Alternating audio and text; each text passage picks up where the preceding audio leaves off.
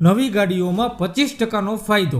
હા મિત્રો, જો તમે પણ નવી ગાડીઓ લેવા માંગતા હોય તો આ વિડીયો તમારા માટે જ છે। ભારત સરકારે 4 વ્હીલ અને 2 વ્હીલ ગાડીઓમાં ટેક્સના રેટ બદલી નાખ્યા છે।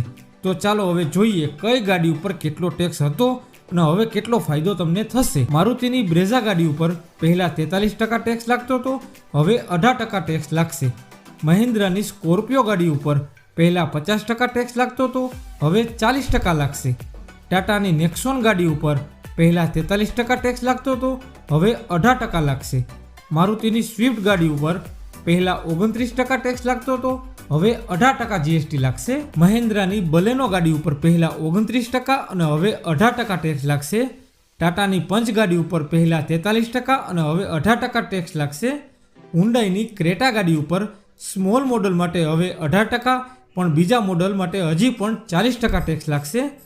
મારુતિ સ્વિફ્ટ ડિઝાયર ગાડી ઉપર પહેલા 29% અને હવે 18% ટેક્સ લાગશે। આ ટેક્સના નિયમો 22 તારીખથી લાગુ પડવાના છે। કોમેન્ટ કરો તમારે કઈ ગાડીની ટેક્સની માહિતી જોતી છે।